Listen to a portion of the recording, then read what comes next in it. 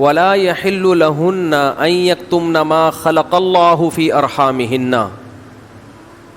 اللہ نے عورت کو حکم دیا, مسلمان عورت کو, کہ اگر تمہیں طلاق ہو جائے تو تمہارے پیٹ میں اگر حمل ہے, اس حمل کو, اس پریگننسی کو تمہیں چھپانے کی اجازت بولے نہیں ہے, اگر تم اللہ اور آخرت پر ایمان رکھتی ہو. یہ بھی ہوتا ہے آج کل, کیونکہ اس معاملے میں مرد عورت کی زبان پر اعتماد کرتا ہے. اگر ایک مرد نے کسی عورت کو طلاق دی, عورت کو اگر حمل ہے وہ چھپا لے گی اور وہ بتائے گی مجھے مینسز آنا شروع ہو گئے. مرد یقین کر لے گا, بھائی 3 مینسز گزر گئے, عدت ختم. کسی اور مرد سے نکاح کرے گی, اس کو بتائے گی بھائی میری عدت پوری ہو گئی ہے. اس بات کا امکان ہے کہ وہ بچہ کسی اور مرد کے کھاتے میں ڈال دے. مرد تو نہیں دیکھ رہا کہ واقعی عدت ختم ہوئی ہے, یہ تو یہ عورت جانتی ہے اور اللہ جانتا ہے. تو اس معاملے میں اللہ نے حکم دیا عورت کو کہ وہ خیانت بولے نہیں کرے. مردوں کو اللہ نے حکم دیا کہ جب بھی کسی عورت کو تم طلاق دو گے تو اس کا مال چھیننے کی تمہیں اجازت نہیں ہے. لا يحل لكم ان تأخذوا مما آتيتموهن شيئا, جو کچھ اس کو دیا ہے نا شادی سے پہلے, ایک دھیلا بھی واپس لینے کی اجازت بولو نہیں ہے. آج جہیز بھی جو وہ اپنے گھر سے لائی ہے نا وہ بھی ہتھیا لیتے ہیں. اپنے دیے ہوئے گفٹ تو واپس لیتے ہی ہیں, جو وہ اپنے گھر سے لائی ہے وہ بھی ہتھیا لیتے ہیں. یہ سارے قرآن کے احکام ہیں جس کی آج دھجیاں اڑائی جا رہی ہیں, کیونکہ ان احکام کا لوگوں کو علم ہی نہیں ہے. لوگ محرم میں کربلا, ربیع الاول میں جو مخصوص بیانات ہوتے ہیں وہ, یعنی سیزن وائز چل رہے ہوتے ہیں ہم لوگ. جو پریکٹیکل لائف ہے ہماری, عملی زندگی ہے, جس کے لیے پیغمبر صلی اللہ علیہ وسلم کو بھیجا گیا معاشرے کی اصلاح کے لیے, اللہ کے حقوق سکھانے کے لیے اور ایک دوسرے کے حقوق سکھانے کے لیے, اس پریکٹیکل لائف کی طرف ہماری توجہ نہیں ہے. ہم دوسری چیزوں میں زیادہ لگ گئے ہیں. بس وہ جوشیلی تقریریں, لوگوں کو رلانا دھلانا, یہ کام رہ گیا ہے بہت سو کا, سب کا نہیں. اہل حق ہر دور میں رہیں گے. تو اللہ نے حکم دیا کہ ڈیورس کے بعد آپ کو عورت سے کچھ لینے کی اجازت بولو نہیں ہے. ہاں, خلا کی صورت میں مہر واپس لے سکتے ہو. خلا یہ ہوتا ہے کہ مطالبہ عورت کی طرف سے ہو طلاق کا, آپ تو نہیں دینا چاہتے, اچھی بھلی زندگی گزر رہی ہے, اسی کو دماغ خراب ہو رہا ہے اس کا, نہیں مجھے نہیں رہنا. تو پھر اس صورت میں مرد اگر ڈیورس دے تو وہ یہ شرط لگا سکتا ہے کہ میرا خرچہ واپس کرو, خام خواہ میں کیوں کرایا خرچہ. کچھ دن پہلے ایک واقعہ سامنے آیا, ایک آدمی کی شادی ہوئی, دلہن نے پہلی رات کو بولا کہ آپ مجھے پسند نہیں ہو, میں تو کہیں اور شادی کرنا چاہتی تھی, ابا نے آپ کے متھے باندھ دیا.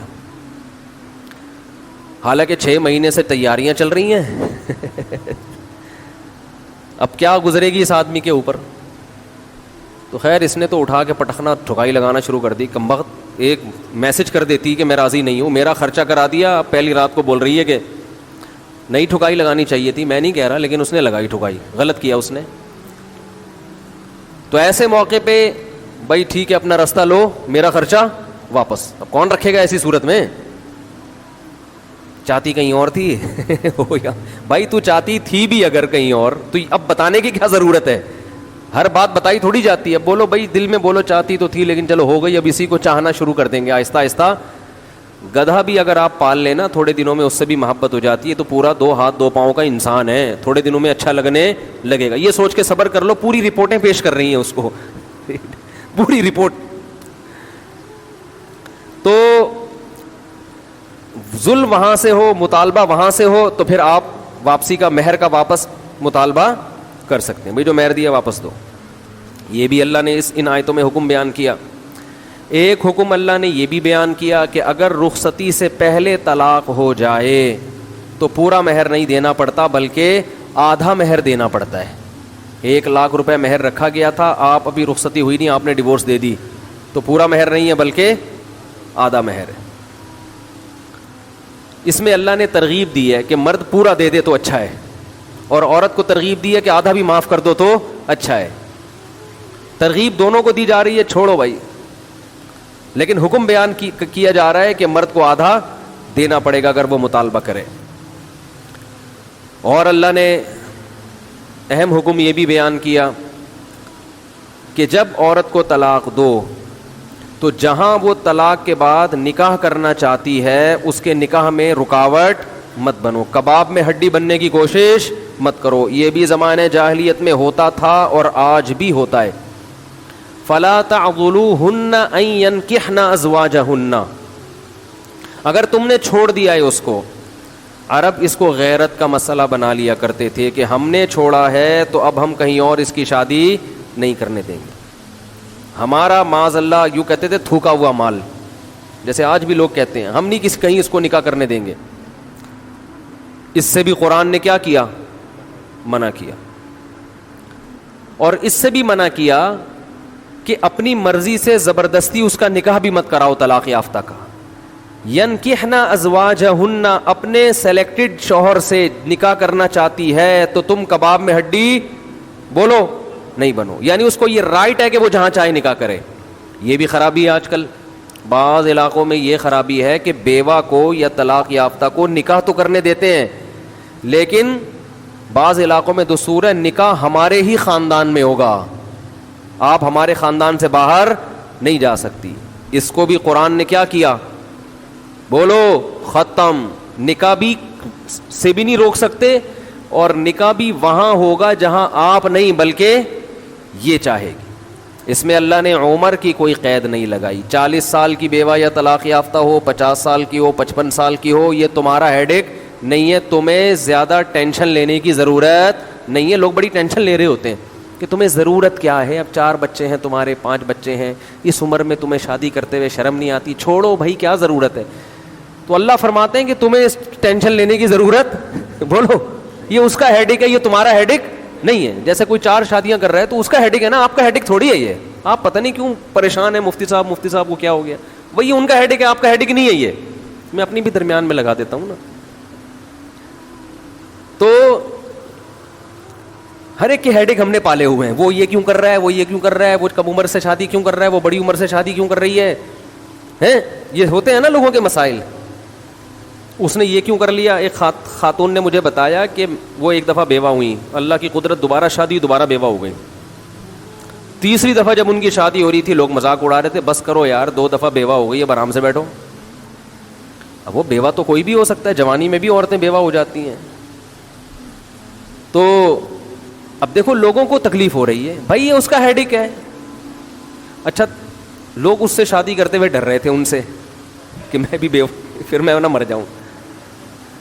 تو اس کا اس سے کوئی تعلق نہیں ہے. ہو سکتا ہے 2 دفعہ بیوہ ہونا تقدیر میں لکھا ہو، 3 دفعہ نہ ہو. یہاں مجھے وہ چٹکلا یاد آتا ہے، وہ ایک آدمی نے، ابے چھوڑو چٹکلوں کا بھی، قرآن کو فوکس کرتے ہیں.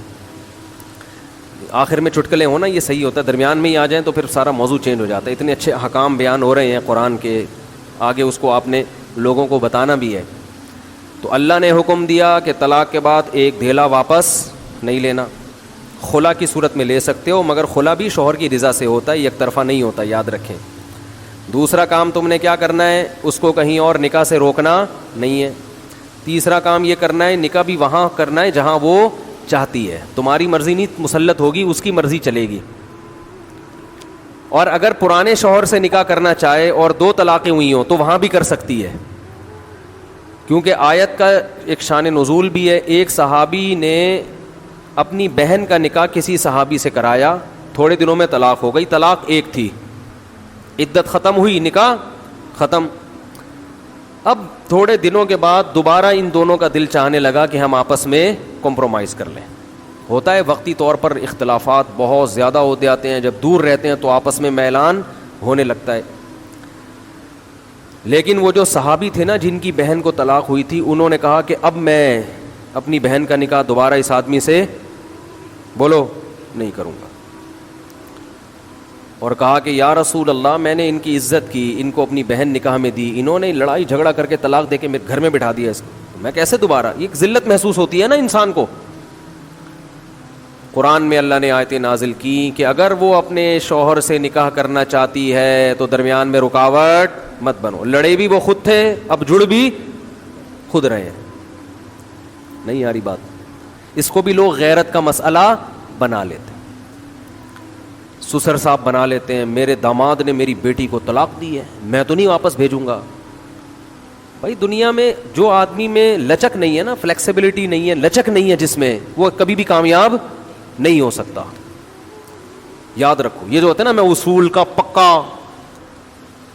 بھائی اصول کا پکا ہونا تو اچھا ہے, لیکن یہ اصول ہی غلط ہے کہ جو کہہ دیا تو اس پہ قیامت تک قائم رہنا ہے. یہ اصول ہی غلط ہے. اصول یہ ہونا چاہیے کہ جب موقع کی مناسبت سے جو بات ٹھیک لگے گی اپنے آپ کو چینج کر لوں گا. یہ اصول ٹھیک ہے, اس اصول پہ پکے رہو, اور یہ نبی سے ہمیں ملتا ہے یہ اصول. حدیث میں آتا ہے ایک صحابی نبی کے پاس آئے, مجھے صدقہ چاہیے, یہ چاہیے, وہ چاہیے. آپ نے فرمایا اللہ کی قسم تم پر خرچ نہیں کروں گا میں. وہ چلے گئے, آپ نے دوبارہ بلایا, فرمایا ان پہ صدقہ کرو, دے دو. وہ پریشان, یا رسول اللہ آپ نے تو قسم اٹھائی تھی کہ میں آپ کو نہیں دوں گا.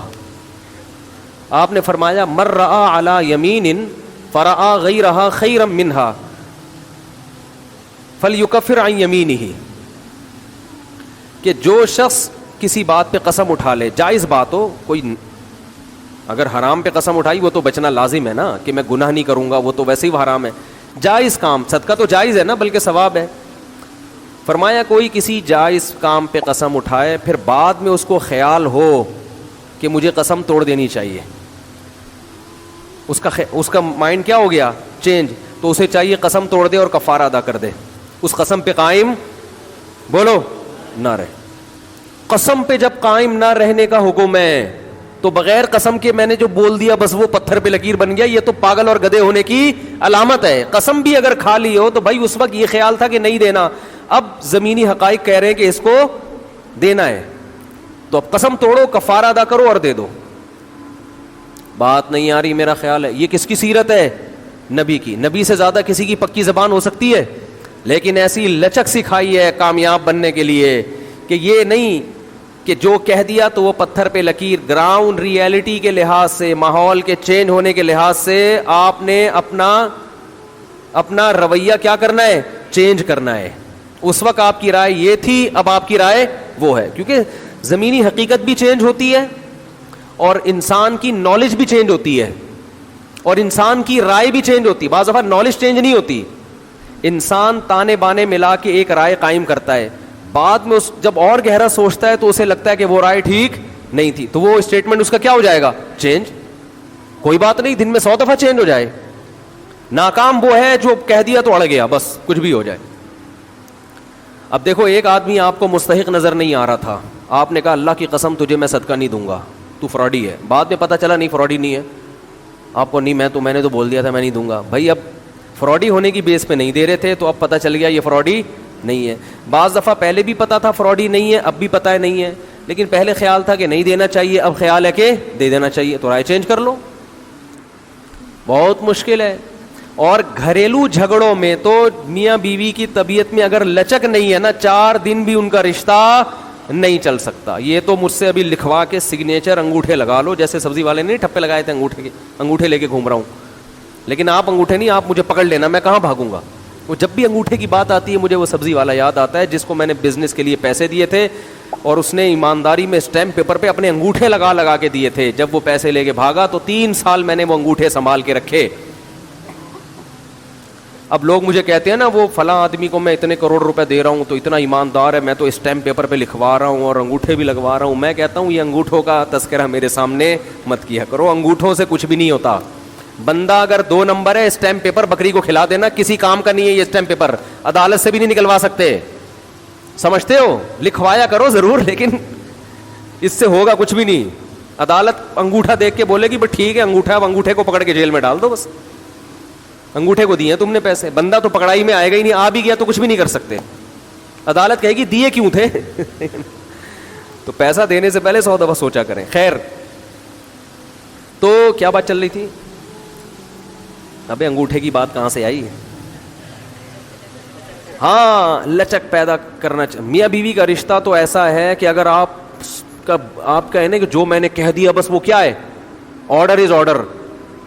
تو بھائی اس کا مطلب آپ میدان جنگ میں کھڑے ہوئے ہیں, دشمن کی فوجیں آپ کے سامنے, اور آپ ایک فوج کی کمانڈ کر رہے ہیں کہ گولی چلانے کا آرڈر دیا تو کیا کرنا ہے؟ یہ گھر ہے, یہ میدان جنگ بولو نہیں ہے. یہاں آپ کا اسٹائل یہ ہونا چاہیے, آپ نے بیوی کو آرڈر دیا, گراؤنڈ ریئلٹی یہ کہہ رہی ہے کہ بھائی میرا روب اس پر بیٹھا ہوا ہے اور وہ پکوڑے بنا بنا کے خود ہی کھا رہی ہے, آپ کو ایک لقمہ بھی نہیں کھانے دے رہی. آپ غصے میں آئے, آپ نے کہا بیگم مزید پکوڑا اگر کھایا نا تو, گراؤنڈ ریئلٹی کہہ رہی ہے کہ اس دھمکی سے یہ پکوڑے کھانا چھوڑ دے گی نا. لیکن آگے اس کا ایٹیٹیوڈ آپ نے دیکھا, اس نے کہا تو کیا کر لے گا, فوراً وہ کرچلی اٹھائی, تو کیا کر لے گا, فوراً لچک پیدا کرو بولو تو صبر کروں گا اور کیا کروں گا. یہ کامیاب, یہ گھر کیا کیسے چلے گا, یہ رشتہ جوڑا رہے گا. اگر آپ نے اس کے ایٹیٹیوڈ دیکھ کے, اس کی پیشانی پہ سلوٹیں دیکھ کے اپنی دھمکی کو واپس نہیں لیا تو یہ گھر کیا ہوگا, پکوڑے تو کھا لو گے آپ لیکن آپ کے بچوں کی ماں مارکیٹ سے شارٹ ہو جائے گی. تو اس میں گھر کے اندر کا اصول لچک, کامیاب آدمی وہ, ہاں ناقابل برداشت کوئی معاملہ ہو جائے تو ایک الگ بات ہے. تو اللہ نے کیا حکم دیا کہ اگر ڈیورس ہو گئی ہے تو گھر بسا سکتا ہے یا نہیں بسا سکتا, اور یہ رائٹ عورت کو نہیں دیا کیونکہ وہ جذباتی ہوتی ہیں. ان کو اگر یہ رائٹ دے دیا جاتا نا دھڑ دھڑ طلاقیں, تو ہم سارے بیوہ ہو کے بیٹھے ہوئے ہوتے ابھی. حقیقت عورت کی یہ نیچر ہے, یہ ماہر نفسیات کہتے ہیں, صرف اسلام نہیں کہتا. وہ غصے میں ایک دم ہائپر ہوتی ہے. یقین نہ آئے خواتین کو غصہ آتا ہے جب میں ایسی باتیں کرتا ہوں, کیوں ہائپر ہوتے ہیں, ہم تو برداشت ہے. بھائی دیکھو, رونا پہلے کس کو آتا ہے, عورت کو آتا ہے. اس کا مطلب آپ ہائپر زیادہ ہیں, اور زیادہ رونا آتا ہے, اور وہ ختم بھی جلدی ہوتا ہے. میت پہ آپ دیکھ لیں, باپ کا انتقال جب ہو جائے تو بیٹیاں زیادہ رو رہی ہوتی ہیں, بیٹے کم. لیکن تھوڑے دنوں کے بعد آپ دیکھیں گے, عام طور پہ قاعدہ کلیہ نہیں ہے, بیٹے غم جلدی بھولتے نہیں ہیں, بیٹیاں جلدی بھول جاتی ہیں. یہ اللہ کا بنایا ہوا نظام ہے, اسی میں خیر ہے. اور یہ ماہر نفسیات کی بات میں کر رہا ہوں, یہ جو میں نے, یہ ہوائی بات نہیں ہے. ماہر نفسیات, امریکہ سے ایک کتاب چھپی تھی, وہ وہاں کی ماہر نفسیات ڈاکٹرز نے لکھی تھی. ہمارے دوست کہتے ہیں آپ کتاب کا حوالہ دے دیا کرو, آپ نام بتا دیا کرو اس ڈاکٹر کا, اس سے بیان میں جان پیدا ہو جائے گی. اصل میں بات یہ ہوتی ہے کہ اس ٹاپک پر بات کرنے کے لیے تو میں بیٹھا نہیں تھا نا. اگر میں نے پہلے سے یہ ٹاپک سیلیکٹ کیا ہوتا تو میں نام بھی دیکھ کے آتا, کیونکہ وہ کتاب پڑھے ہوئے بھی ہم کو 15-20 سال ہو گئے. تو یہ بات تو درمیان میں ضمناً آ جاتی ہے, تو اس لیے نہ مجھے ڈاکٹر کا نام یاد ہے نہ اس کتاب کا نام. تو کوئی پوچھے گا تو تحقیق کر کے پھر ہم بتا دیں گے یہ کتاب تھی. یعنی آپ یہ نہیں کہہ سکتے کہ یہ تو کسی کتاب میں نہیں لکھا, یہ جو میں بات کر رہا ہوں یہ کسی کتاب میں لکھا ہے. یہ نہیں آپ کہہ سکتے کہ مفتی صاحب آپ جو باتیں کر رہے ہیں یہ تو کسی کتاب میں نہیں لکھا یہ کسی کتاب میں لکھا ہوا ہے. تو ماہر نفسیات لیڈی ڈاکٹر USA یا UK کی, یہ اس کی رپورٹ ہے کہ عورت میں بھولنے کا عنصر مردوں کی نسبت زیادہ ہے. عورت غم کو بھی جلدی بھولتی ہے اور محبت کو بھی جلدی بھولتی ہے. قرآن حدیث تو کہتے ہیں یہ, لیکن لوگ قرآن حدیث کو کہاں مانتے ہیں, لبرل طبقہ. ماہر نفسیات کہتے ہیں یہ, یہاں کے نہیں وہاں کے. انہوں نے مثال دی ہے کہ میاں بیوی میں جب سیپریشن ہوتی ہے نا, محبت اگر ہو تو مرد بیوی کو بہت عرصے یاد رکھتا ہے, عورت بہت جلدی بولو بھول جاتی. وہ نئے میاں کے ساتھ ہنسی خوشی زندگی گزار رہی ہوتی, پرانا والا اس کو, وہ پرانے والے کو اپنی پرانی والی یاد آتی رہے گی بہت عرصے تک. یہ نیچر ہے, اور یہ اللہ نے نیچر بنائی ہے نظام کو چلانے کے لیے. اگر عورت بھی نہیں بھولتی نا تو پھر وہ نئے مرد سے وفا نہیں کرتی. اللہ نے اس کی فطرت یہ بنائی ہے کہ چھوڑ دیا نا اس نے, تھوڑے دن رو دھو پھر بھول جاؤ اس کو. نیا والا اگر وہ پرانے والے کو یاد کر رہی ہوتی تو نئے والے کو غصہ نہیں آتا؟ پھر مجھ سے شادی کرنے کی ضرورت کیا تھی جب پرانا اتنا اچھا تھا نا. یہاں نئے والے بھی بیٹھے ہوں گے, کچھ پرانے والے بیٹھے ہوں گے. تو یہ اللہ نے بنایا اس کو کہ بھائی یہ تم جو ہے اس سے دل لگاؤ. پرانے والے کو تو اللہ نے اس کی نیچر ایسی بنائی ہے. پھر کمزور ہے تو اس پہ زیادہ بوجھ نہیں ڈالا. اگر وہ زیادہ یاد رکھے گی تو ٹینشن میں جائے گی نا, ٹینشن میں جائے گی. تو اس لیے وہ ہائپر ہوتی ہیں بہت جلدی. تو سب نہیں ہوتی جو بیان سن رہی ہیں, وہ بہت ماشاءاللہ ان میں تو آپ کو پتہ ہے جذبات کنٹرول میں. اور جو مرد میرا بیان سن رہے ہیں ان کی بات کر رہا ہوں, بہت اچھے ہیں. جو نہیں سن رہے وہ ہائپر ہو جاتے ہیں. تو خیر اصل بات جو میں عرض کر رہا تھا کہ جو جلدی سے ہائپر ہونا, ایک دم ٹھگا ٹھگا ایک دم پاگل ہو جانا, سبھی ہوتے ہیں, ہم بھی ہو جاتے ہیں. ہم کوئی بہت زیادہ نیک نہیں ہیں. ہم تو اس لیے بیان کر رہے ہیں کہ تاکہ اللہ ہمیں بھی توفیق عطا فرمائے. کئی دفعہ تو ہم نے ہائپر پنے کے خلاف بیان کیا ہے اور گھر جا کے ہم خود ہائپر ہو گئے ہیں. کھانا نہیں ملا, یہ کوئی ایسی بات کہتی. میں نے بتایا تھا نا, میں واش روم سے نکلا, الماری کا دروازہ کھلا ہوا تھا, میرا سر ٹکرا گیا. میں نے گھر میں بچوں سے کہا کہ بھائی یہ بیٹا کس نے الماری کھولی ہوئی ہے, سر ٹکرا گیا. GHQ سے فوراً رپلائی آیا کہ انسان کو خود بھی دیکھنا چاہیے. تو بچوں نے اگر غلطی کر بھی دی ہے تو آنکھیں تو الحمدللہ ہماری کھلی ہوئی ہیں نا. تو GHQ تو آپ کو پتہ ہے فوراً رپلائی کرتا ہے, آرمی فوراً ایکشن لیتی ہے. ٹھیک ہے نا. تو لیکن خوب سمجھ لو کہ جو سربراہ ہے اگر اس میں برداشت نہیں ہے تو وہ گھر نہیں چلا. اللہ نے مرد کو گھر کا سربراہ اس لیے بنایا ہے کہ اس میں برداشت زیادہ ہے. اور اگر آج کل کے مردوں میں جو برداشت ختم ہو گئی ہے تو پھر اللہ ان سے گھر بسانے کی نعمت چھین لیتا ہے. وہ دھکے کھاتے رہتے ہیں, طلاقیں دیں گے, پھر ادھر شادی, پھر طلاقیں دی, پھر ادھر شادی, پھر جو زندگیاں پھر طلاقوں کے بعد ہوتی ہے, مرد بھی برباد اور اس عورت کا تو بیڑا غرق ہو ہی جاتا ہے بیچاری کا. تو اس لیے یہ اسلام نے جو ہے نا بہت آسان بنا دیا ڈیورس کو. لیکن کہا ہے کہ یہ تمہاری زبان سے نکلے گا تو یہ چاقو ہے, یہ ریورس نہیں ہوگا.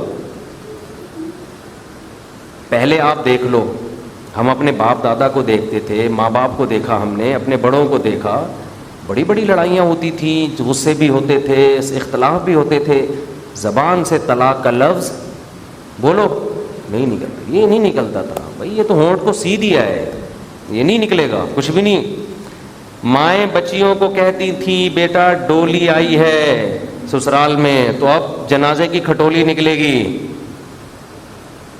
اب کیا نکلے گی؟ جنازے کی چارپائی اٹھے گی, ایسے نہیں آ جانا وہاں.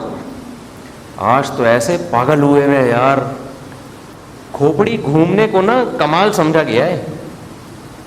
یعنی نوجوان آدمی فخر سے بتا رہا ہوتا ہے اپنے دوستوں کو کہ دوست کو کہہ رہا ہوگا تجھے تو پتہ ہے تیرے بھائی کی کھوپڑی گھومتی ہے تو اسے کچھ سمجھ میں نہیں آتا.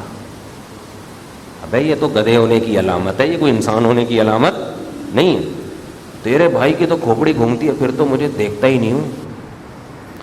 میرے سامنے دیکھو اتنے کیسز آتے ہیں نا مختلف ڈیزائن کے لوگ.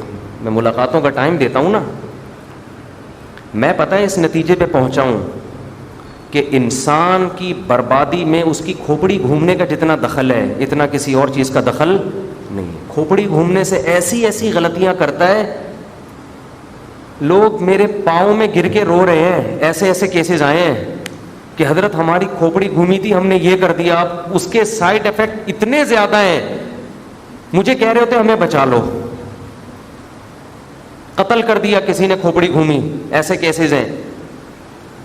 میں مبہم کردار کو مبہم رکھ کے واقعات سناتا ہوں تاکہ کسی کا ذہن نہ جائے. ایسے کیسز ہیں, کسی بات کوئی خبر ملی ایک دم ایکسائٹڈ ہو گیا, ایک دم جذباتی ہو گیا, اور پسٹل آج کل لوگ رکھ لیتے ہیں, آرام سے لائسنس بن جاتا ہے, لے جا کے بندہ مار دیا.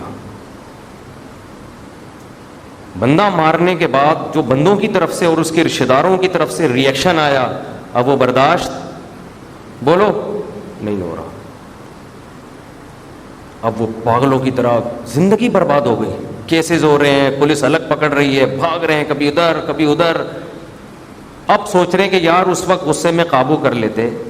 جس بندے کو مارا اس کو مارنا بنتا تھا یا نہیں تھا، یہ تو ایک الگ بحث ہے. آپ تو یہ دیکھو کہ مارنا اگر بنتا بھی ہے تو مارنے کے بعد جو ری ایکشن ہوگا وہ آپ برداشت کر سکتے ہو؟ وہ کیسے برداشت کرو گے آپ؟ آپ بس یہ دیکھ رہے کہ میں کام صحیح کر رہا ہوں. کام صحیح نہیں، کام کا آگے ری ایکٹ کیا ہوگا؟ تپڑ ہے آپ میں. طلاق میں بھی تو یہی ہوتا ہے. آپ یہ دیکھ رہے ہوتے ہیں اس بیوی کو میں طلاق دوں گا، یہ تو بالکل خراب ہے، اس کو فوراً دے دو. دینے کے بعد جو ری ایکشن ہوگا، آپ کے بچوں کا کیا ہوگا، آپ آگے مسائل کھڑے ہوں گے، دوسرا رشتہ آپ کو چاہیے، یہ ساری چیزوں پہ غور کر لیا. لیکن نہیں جی، آپ کہاں غور کرو گے؟ آپ تو وہ ہو کہ آپ کی کھوپڑی گھومتی ہے تو آپ کو کچھ نظر نہیں آتا. تو آپ اپنی کھوپڑی تو گھوم گئی ہے، اب جن کی نہیں گھومی بھی ان کی بھی لا کے سارا دن گھما رہا ہوگا بیٹھے. نبی صلی اللہ علیہ وسلم نے فرمایا نا، ایک صحابی کو بار بار یہ حدیث بیان کرتا ہوں کہ ان فیک خصلتین یحبہم اللہ ورسولہ، تمہارے اندر دو خاصیتیں ایسی ہیں جس کو اللہ اس کے رسول بہت پسند کرتے ہیں. یہ بار بار میں حدیث، مجھے اس حدیث کے بیان کرنے پہ بڑا مزہ آتا ہے. ہمارے نبی کسی کے چہرے پہ تعریف کر رہے ہیں، حالانکہ نبی نے چہرے پہ تعریف سے منع کیا ہے، لیکن یہ اتنی پیاری صفات تھی ان صحابی کے اندر کہ نبی خود منع کرنے کے باوجود ان کے چہرے پہ تعریف کر رہے ہیں. بعض چیزیں ایسی ہوتی ہیں کہ عام قاعدے سے وہ مستثنا ہو جاتی ہیں. بھائی یہ تو ایسی خاندانی صفت ہے کہ یہ تو ہم بیان کریں گے تاکہ ان کی حوصلہ افزائی ہو، یہ چھوڑ نہ دیں. اور میں کسی کے چہرے پہ اس کی تعریف کروں، غلطی ہو سکتی ہے. بھائی ہم انسان ہیں، کوئی وہی تھوڑی ہے، ہمارا تجزیہ ہے، صحیح بھی ہو سکتا ہے اور غلط بھی. نبی جب تعریف کریں تو اسٹیمپ لگا دی. صحابی کتنا خوش ہوتے تھے نا جب نبی صلی اللہ علیہ وسلم کسی صحابی کے ان تعریف کرتے تھے نا، تو صحابی کا دل بہت باغ باغ ہوتا تھا. خوب سمجھ لیں، اپنی تعریف سن کے خوش ہونا یہ کوئی بری چیز نہیں ہے، یہ نیچر ہے انسان کی. اترانا یہ بری چیز ہے، اپنی تعریف سن کے چوڑے میں آ جانا کیا ہے؟ ابے بھائی، آپ جب آج کل کسی کے سامنے اس کی تعریف کرو نا، کہہ رہے میرے پہ کوئی اثر نہیں پڑتا، کوئی میری تعریف کرے میری برائی کرے، اس کا مطلب تو گدھا ہے، تو انسان نہیں ہے. انسان پہ اثر پڑتا ہے، اس کی برائی کرو تو غصہ آئے گا، مطلب برا لگے گا اس کو، تعریف کرو تو اس کو خوشی. تو خوشی ہونا یہ نیچر ہے. ہاں بات یہ ہے کہ آپ اتنانا نہ شروع کر دیں اور اپنی اوقات نہ بھول جائیں. آپ بعض دفعہ آپ کسی نے آپ کے سامنے تعریف کی، آپ میں یہ کوالٹی بہت اچھی ہے، اگر آپ میں واقعی ہے تو آپ بولو بھائی اللہ کا فضل ہے، اللہ کی دین ہے. اپنی اس نسبت کس کی طرف کر لو؟ اللہ کی طرف. اور دوسرا کام یہ کرو کہ اپنی برائیوں سے نظر نہ ہٹاؤ. آدمی اپنی تعریفیں سن کے اپنی خامیوں کو بھول جاتا ہے، یہ ایک خطرناک کام ہوتا ہے. تو اس لیے اگر کوئی آپ کی تعریف کرے تو ایسے لوگ اپنے سامنے رکھا کرو جو آپ کی برائیاں بھی کرتے رہے، تاکہ بیلنس رہے. بیلنس تو بہت ضروری ہے نا. بیلنس ہی ختم ہو گیا کال کرنے کے قابل رہتے ہو آپ؟ یہ وہ والا بیلنس نہیں ہے، یہ دوسرا بیلنس. تو ایسے لوگ بھی رکھو، اگر کوئی تعریف کر رہے ہیں تو آپ کی برائی بھی کر سکے. اب اس میں انسان کو اگر تکلیف ہوتی بھی ہے تو تھوڑی دیر برداشت کر کے سن لے، یہ سوچ لے کہ شاید یہ صحیح کہہ رہا ہو سکتا ہے یہ، اور آپ دیکھو کہ غور کرو گے تو لگے گا کہ واقعی یہ صحیح کہہ رہے ہیں. تو خیر میں عرض کر رہا تھا کہ جو بھی سربراہ ہوتا ہے نا گھروں میں، یہ ہائپر ہونا، ہاں ہو ایک دم غصے میں پاگلوں کی طرح، تو یہ آدمی گھر بسانے کے قابل بولو نہیں ہوتا. اس لیے اللہ نے مرد کو ڈیورس کا حق بھی دیا، الفاظ بھی اس کو دے دیے زبان میں، اور اب کہہ دیا کہ یہ چلانا ہے، برداشت کرنا ہے. یہ طلاق کے الفاظ جذبات میں نکالنا خود اس کی علامت ہوگی کہ یہ آدمی گھر بسانے کے قابل نہیں ہے، یہ پاگل ہے. تو میں وہ ایئر فورس والے کا واقعہ سنا رہا تھا نا. ہمارے دوست اب پتہ نہیں کہاں غائب ہو گئے، مارکیٹ سے شارٹ ہو گئے وہ. تو انہوں نے کہا کہ انٹرویو کے دوران مجھ سے پوچھا کہ آپ کی کوئی سسٹر ہے؟ میں نے کہا ہے. کہہ رہے میں اس سے شادی کرنا چاہتا ہوں. ایسے موقع پہ آدمی کی کھوپڑی اگر کھوپڑی گھوم جاتی نا اس کا سلیکشن نہیں ہوتا. کھوپڑی کیسے گھومتی؟ او بھائی کیا باتیں کر رہا ہے, پاگل ہو گیا ہے مجھے ایئر فورس میں بھرتی کرانے کے لیے آئے یا میری بہن کی بارے میں باتیں کر رہے ہو؟ انہوں نے مجھے بتایا کہ میں نے ٹھنڈے پیٹوں اس کی بات کو سنا. میں نے کہا سر میں رشتہ دینے کے لیے بالکل ایگری ہوں, لیکن ہمارے خاندان میں ایک شرط ہے رشتہ دینے کی. اس نے پوچھا کیا شرط ہے؟ کہہ رہے ہمارے یہاں وٹا سٹا ہوتا ہے. یہ مجھے واقعہ سنا رہے تھے, کہہ رہے سر ہمارے یہاں کیا ہوتا ہے, رواج ہے وٹا سٹا کا. سمجھ میں آئے گا؟ سلیکشن ہو گئی, کیونکہ انٹرویو لینے والے کو اس کی بہن سے کیا دلچسپی بھائی, کامن سینس کی بات ہے نا, وہ کیوں کرے گا؟ تو وہ تو آپ کا مائنڈ چیک کر رہا ہے کہ کھوپڑی تو نہیں گھومتی. اندازہ ہو گیا بھائی اس کی کھوپڑی سیٹنگ پہ حاضر جواب ہے. ویسا نہ ہو کوئی بھی آپ کی سسٹر کا رشتہ مانگے تو آپ اٹا سٹا لگا دو آگے سے. پہلے ہی شادیاں کم ہو رہی ہیں مارکیٹ میں اور ٹینشنیں کھڑی ہو جائیں گی. تو میں یہ کر رہا تھا کہ ISSB میں جہاں تک ہماری ٹوٹی پھوٹی نالج ہے, ہمارے بھی کچھ رشتے دار فوج میں گئے, وہ بھی بتاتے ہیں کہ کیا چیک کیا جاتا ہے, کھوپڑا, مینٹل لیول چیک کیا جاتا ہے, ذہین. جو ماتحت فوجی ہوتے ہیں ان میں زیادہ ذہانت تو ان میں بھی چیک کی جاتی ہے کہ کچھ ہے بھی کہ نہیں ہے, اندر سے بالکل خالی نہ ہو, لیکن بہت زیادہ مینٹل لیول ان کا اونچا ہونا ضروری نہیں ہے. تو اس سے اصول, دنیا کا بھی اصول, شریعت کا بھی اصول, کہ قیادت لیڈر بننے کا حق کس کا ہے؟ جس کے پاس دماغ ہے. جانوروں کے پاس دماغ بولو نہیں ہوتا, ذہانت نہیں ہوتی. دماغ تو ہوتا ہے, ذہانت نہیں ہوتی ان کے پاس. کیا مطلب؟ وہ اپنی مرضی سے نہیں کرتے کچھ, جو آپ ان کو سکھا دو گے اس پہ سیٹ ہو جائیں گے. جو آپ ان کو سکھاؤ گے اس پہ وہ سیٹ ہو جائیں گے. انسان ہے جو ہر وقت سوچتا رہتا ہے. اسی وجہ سے پوری کائنات اللہ نے مسخر کی ہے کس کے لیے؟ انسانوں کے لیے, کہ یہ سب تمہارے ملازم ہیں. سورج بھی, چاند بھی, ستارے بھی, جانور بھی, پہاڑ بھی, کتنے بڑے بڑے جسم ہیں, اور جاب کس کی کر رہے ہیں؟ ہمارے یہاں سورج ہمارے یہاں جاب کر رہا ہے. آفس ٹائم ہے اس کا صبح 5 آج کل کیا ٹائم چل رہا ہے پتہ نہیں, 5:45, یہ آفس ٹائم ہے کراچی میں. 5:45 پہ اس کو رجسٹر میں حاضری لگانا بولو ضروری. اتنی بڑی چیز ہے یار, زمین سے لاکھوں گنا بڑا ہے. ہماری تو کوئی 5 روپے کی اوقات نہیں ہے سورج کے سامنے.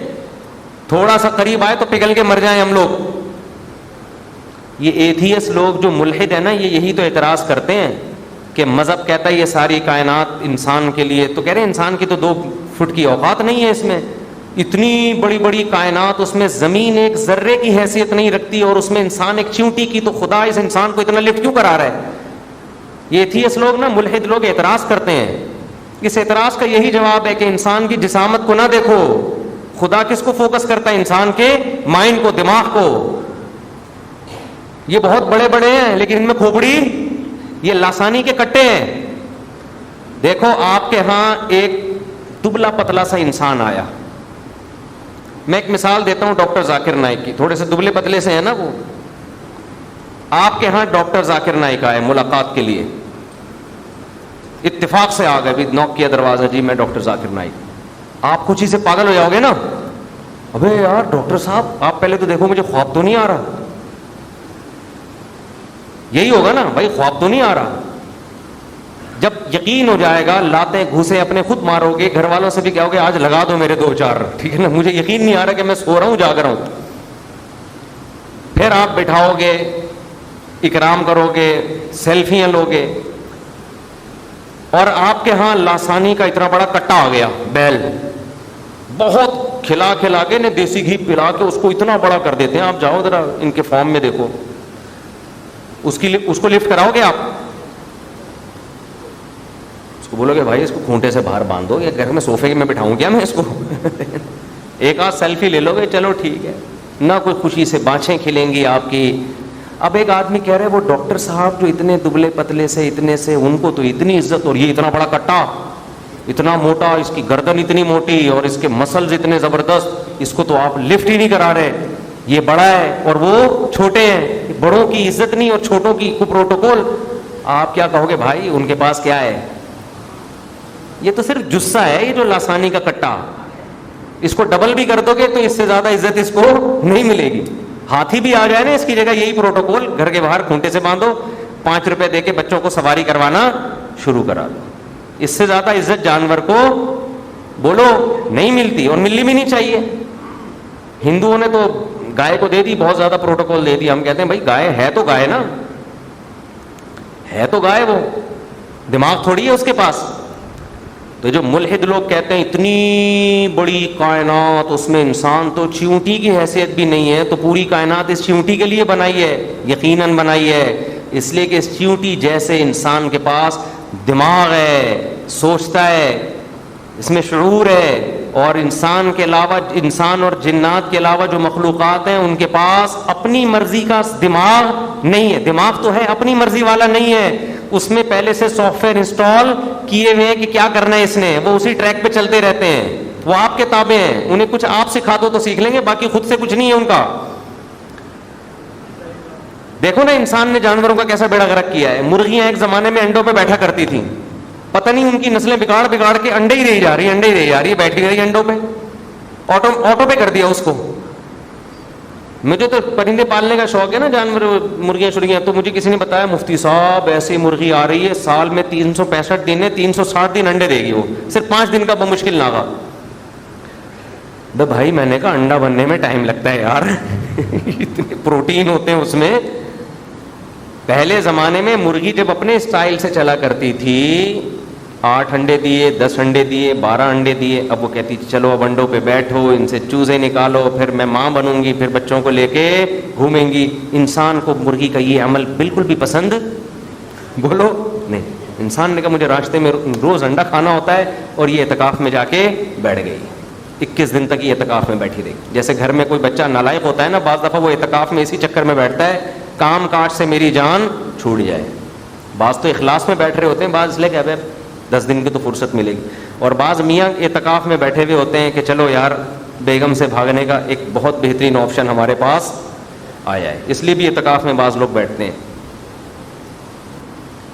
تو اب کیا تھا, انسان کو مرغی کا یہ عمل بالکل بھی پسند نہیں آیا کہ یہ 21 دن انڈوں پہ بیٹھے گی تو تیرا باپ انڈے دے گا اس دوران, انڈے کہاں سے لاؤں گا میں, بزنس کیسے ہوگا. انسان نے مرغی میں تصرفات کرنا شروع, ادھر کی نسل اٹھا کے اس سے کراس کیا ہوا, بالکل قوم خاندان امریکہ کی مرغی کو جاپان کے مرغے سے کراس کرا دیا, پھر جو نسل آئی اس کو تھائی لینڈ لے جا کے اس مرغی سے کراس کرا دیا. پھر وہاں مرغے بھی حیران ہے یار, نئے نئے رشتے آ رہے ہیں, پتہ نہیں کہاں کہاں سے, ایسے تو ہم نے کبھی خواب میں بھی نہیں سنے. ایسی بریڈ لے کر آئے اور ایسی نسل لے کر آئے کہ مرغی گن پوائنٹ پہ کیا کر رہی ہے, انڈے پہ انڈا, کڑکی نہیں ہو رہی. ماں کی ممتا کا جذبہ اس سے نکال دیا. چوزے بھی بغیر ماں کے پیدا ہو رہے ہیں. ونس اپون اے ٹائم چوزے پیدا ہوتے ہی اپنی ماں کی باہوں میں آتے تھے, پروں میں گھستے تھے. اب چوزا بھی پیدا ہوتے ہی انکیوبیٹر میں پیدا ہو رہا ہے, وہ اس کے بعد کہہ رہا ہے پتہ نہیں نہ میرے باپ کا پتہ چل رہا ہے, نہ مجھے میری ماں کا پتہ چل رہا ہے.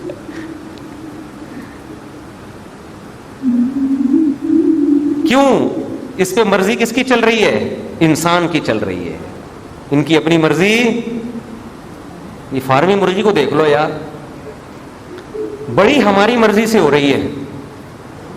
ہمارے اپنے بچے ہماری مرضی سے بڑے نہیں ہو رہے, ہم چاہ رہے ہیں بڑے ہو جائیں. وہ میں اکثر بتاتا ہوں, میرے ایک آدمی نے ٹھگنی عورت سے شادی کر لی, چھوٹے قد کی خاتون سے.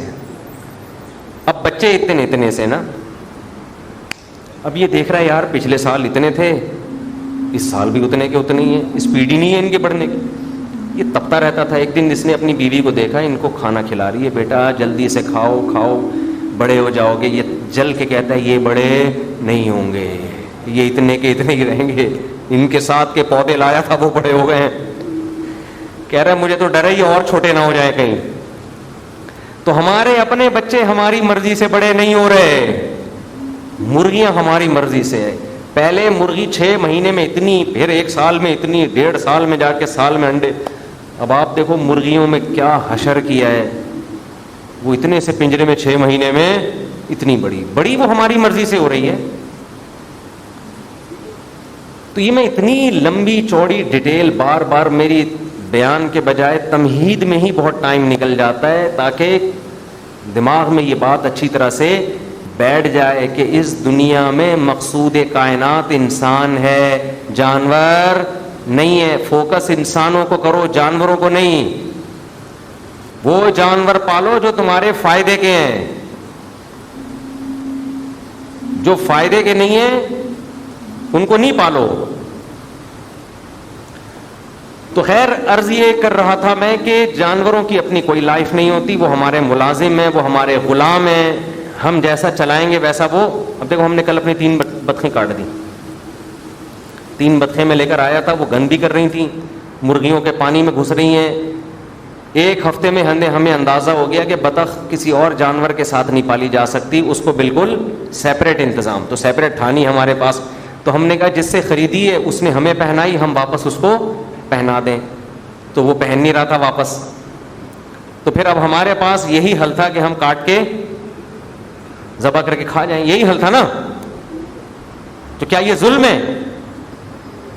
بولو بھائی. ترس تو آ رہا تھا ہمیں بھی یار, بیچاری بطخیں, لیکن کیا کریں, اب کیا کریں اس کا بھائی. ان کو پال لو یا اپنے بچوں کو پال لو. گند کر رہی ہیں, بیٹیں اتنی بڑی بڑی, جہاں پانی نظر آ رہا ہے مرغیوں کا پانی بھی خراب کر رہی ہیں. تو میں نے کہا یار یا تو سیپریٹ انتظام اب نہیں ہے, یا تو ان کے لیے کوئی الگ پلاٹ خریدے جا کے آدمی, نہیں ہے تو پھر حل یہی ہے, یہ ہماری خدمت کے لیے ہیں, ہم ان کی خدمت کے لیے نہیں ہیں. ہم جو ان کی خدمت کر رہے تھے اپنے لیے کر رہے تھے, ہمارے کام کی نہیں ہے. میں نے لڑکوں سے کہا, میں سب کہہ رہے ماشاءاللہ بڑی اچھی بطخیں. میں نے کہا آج عصر کے بعد ان بطخوں کا جنازہ ہے. میں نے سب کو یہی کہہ رہے ہیں, کیوں؟ میں نے کہا بس آج ان کا جنازہ ہے, کیونکہ ابھی ہماری خدمت نہیں کر رہی, اپنی خدمت ہم سے زیادہ لے رہی. تو جب جانور آپ سے خدمت لے اور آپ کو آؤٹ پٹ نہ دے تو اس کا حل کیا ہے؟ ذبح کر کے کھا جاؤ, اس کو پھینکو نہیں, ضائع نہ کرو. ذبح کرتی, اب 3 چوپر بھرے میں, ایک تو پکا کے قلم کھا گئے. بطخ کا گوشت ہوتا بھی بڑا مزے کا ہے, فل آف پروٹین ہے, لیکن پکانے والا ہونا چاہیے اس میں, کیونکہ ہیک ہوتی ہے. تو ادرک لہسن ذرا صحیح طرح سے ڈال کے اس کی ہیک ختم کریں, مزہ نہ آئے پیسے واپس. تو میرے بھائی اصل اس کائنات میں کون ہے؟ اب تو جانوروں کو بھی مقصود بنا لیا ہے. آسٹریلیا میں گیا, وہاں اتنے بڑے بڑے ہسپتال الگ سے جانوروں کے کینگرو کوئی ٹکر ہو جائے تو اس کو آپ ہاسپٹل لے کے جائیں, اس کی ہڈی جوڑتے. ٹھیک ہے, یہ کوئی غلط نہیں ہے. نبی صلی اللہ علیہ وسلم نے فرمایا ان اللہ کتب الاحسان علی کل شیء, جس مخلوق کے ساتھ بھی اچھا سلوک کرو گے اس پہ اجر ملے گا. یہ تو کوئی بری بات نہیں ہے, لیکن اس کی وجہ سے آپ اپنے اہم کاموں میں رکاوٹ بننا شروع ہو جائیں. یوٹیوب پہ ایک ویڈیو دکھائی, ایک بچی نے پورے کراچی سے جو جتنی یتیم اور بیوہ قسم کی بلیاں ہیں جو لاچار تھیں, ساری بلیاں لا کے گھر میں پال لی ہیں. بلیوں کا فارم بن گیا گھر کے اندر. ان کا کام یہ, کوئی بلی گاڑی کے نیچے آئی, ٹانگ ٹوٹ گئی, اس کو اٹھا کے گھر لاؤ, اس کی مرہم پٹی ہو رہا ہے. تو اب یہ جو آپ اپنی صلاحیتوں کو اس میں استعمال کر رہے ہو, یہ شریعت میں پسندیدہ کام نہیں. اس میں آپ کا ٹائم, آپ کا پیسہ اتنا صرف ہو رہا ہے, یہ پیسہ آپ انسانوں پہ صرف کرتے. چھوڑ دو بھائی اس کو, یہ فطرت کا حصہ ہے. کوئی بلی گاڑی کے نیچے بھی آئے گی, کوئی ٹانگ بھی ٹوٹے گی, کوئی گٹر میں بھی, یہ چھوڑ دو اس کو. ہاں کہیں کوئی دیکھا آپ نے, کوئی خود جانور پہ ظلم نہ کریں. کوئی ایک آدھ کے ساتھ, جیسے وہ حدیث میں آتا ہے کہ ایک شخص نے کتے کو پانی پلایا, اللہ نے بخش دیا. اب یہ تو نہیں کہ اس نے کتا سینٹر کھول لیا, کوئی کیا خیال ہے, کوئی ٹرسٹ کھول لیا کہ جتنے پیاسے کتے ہیں ہمارے یہاں فی سبیل اللہ ان کو روح افزا پلایا جاتا ہے. ایسا تھوڑی کیا تھا. یا یہ حدیث سن کے کیا صحابہ نے کتے سینٹر کھول لیے تھے؟ بس ایک بتا دیا بھائی, کسی جانور کو اگر آپ دیکھ رہے ہیں تکلیف میں تو اس کی تکلیف دور کر دیں بس. کتا سینٹر کھولنے کا کہیں بھی نہیں ہے کہ صحابہ کرام نے پھر آگے باقاعدہ سینٹر کھولے ہوئے ہوں کہ